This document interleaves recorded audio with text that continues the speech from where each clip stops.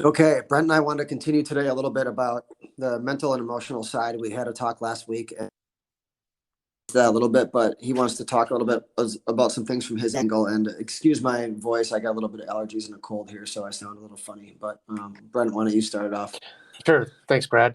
So I went back and listened to our podcast just because I wanted to see how I sounded on there. But we talked a little bit about kind of like the struggles you were going through, and you had asked me, how do I maintain like the work life versus the home life, and how do I separate the two?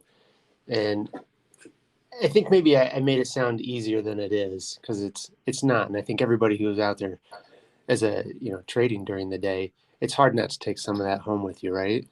Mm-hmm. And so what I got to thinking more about, like, well, what can you do to try to combat that feeling like crap when you go home and you've had a bad day of trading or you've lost money? And I think it's important to differentiate the two. And what really got me thinking about it was Wednesday when we were talking. We were actually just trading, and there was a move during the day. Facebook came out and said that they had it was a false Bloomberg report. Do you remember that? Yep. Yeah, they said that they broke a report. They had bad earnings, end up being the same release of last quarter's, and it was basically corrected as a bullshit report. Right. And so the market sold off, and then the market as a whole, not just Facebook, and then the market came back a little bit, and then Facebook kept going off, even after it was decided that it was kind of a bullshit report.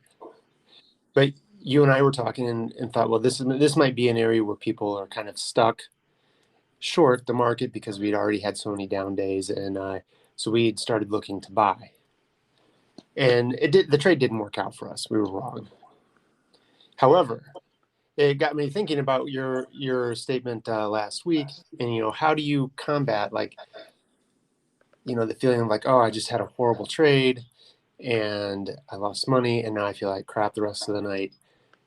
And one of the strategies that I think everybody could probably benefit from is when you look back at your trades, it can't really necessarily be about the P&L, right? When you look at your trades at the end of the day, what you really want to do is be proud and happy with all the decisions that you made throughout the day, that you didn't trade impulsively, you waited for your signals or for your setup or whatever it is that you do for your trading. And then at the end of the day, if you lost money or made money, it's not necessarily as big of a deal as if you stood by all of your guiding principles and didn't make any bad decisions. Because not every decision as a trader is going to be the right one. But if you made the ones that you wanted to make and were in control of yourself, I think you're going to feel much better about yourself at the end of the day, because you'll say, well, I would have possibly made that trade again. It wasn't impulsive and I didn't do anything that I thought was out of line. Does that make sense? Makes total sense. Excuse me. I think I would say that that's really rational and sensible, and it's kind of it speaks to being process oriented more than results oriented in terms of following something that you think, if I do this 1,000 times, am I going to be successful? The answer is yes.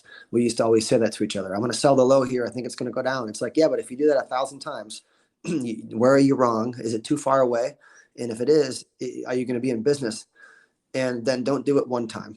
And it's kind of like remembering to have that process take precedence. And from what I'm going through right now, trying to move my time frame and getting a little bit lost in my own head, some of the anguish and pain comes from jumping around a little bit and not having it's kind of like I'm the entrepreneur who needs to quit his old job and jump into the new one, and I'm kind of dancing back and forth. So I turned it into a little bit more of a casino than I ever would. And we've talked about this, which is very different than what you're saying. And I think the approach that you're saying is easier to follow for those who are on a path that they understand what they want to do. So you have to have alignment and clarity that you're doing what you need to be doing. Like, I'm swing trading. These are my 3 or 4 strategies. And then you slip into the mindset that you just described. And I think that can be really powerful. But being a little lost on what you're going to do is a different conversation, I suppose. Absolutely. Yeah, that's an entirely different conversation.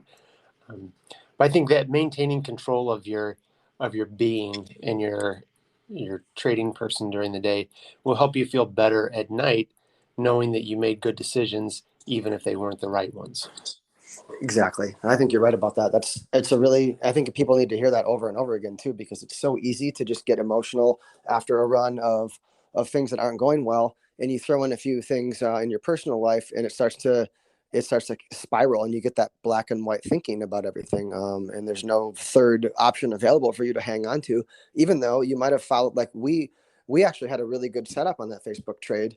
And we both agreed from different angles it was a good setup and it just didn't work. And that's one of those times where it's like, hey, you keep doing this and you're going to win, but you just didn't win today. Right. I love, and I was even telling you during the thing, I was like, I love this setup. I will do this every time this shows up the way we were looking at it. We could go into that setup a different day, Yep. um, but that was just what I kind of wanted to talk about today. And for anybody who's not feeling great about themselves as a trader this weekend, it's been pretty crazy week. So you either could have made a lot of money or lost a lot of money. But the good news is that next week is probably going to provide a lot more opportunities. Yeah. Yeah. It's busy like this. There's lots to do. And well, the environment keeps mutating right now. It's during the day, I think is more opportunity. Overnight's tough at the moment with the swings. Like we just saw 100-point up move in the S&Ps and then right back down. And we've seen that twice now in the last couple of weeks where we had 100 up and 100 down the next day. It's kind of churning here lower right now. Right. And I think sometimes people confuse like crazy volatility for the and say, oh, well, the traders must just be making a fortune. And so that's not always the case. But what it does do is it provides multiple opportunities, that more significantly more opportunities for your basic trades than would say a normal busy, like a normal day, like a Right. day in the Right. middle of July or something. So Exactly. so Shortens your learning curve too, because if you're new and you're in there, you have way more opportunity to win and lose and correct and things that in a slow market you might not get that opportunity in many weeks or even months, as right. opposed to just a few days in this. So these are accelerators of learning in environments like this. Absolutely. Absolutely. Great. Well, I like that. Let's just keep it there then. I think that's a good point for today. Yeah, and let's we'll meet up again and talk some more next week. Sounds good. Have a good weekend. See you. You too, Brad. Bye. Okay. Bye.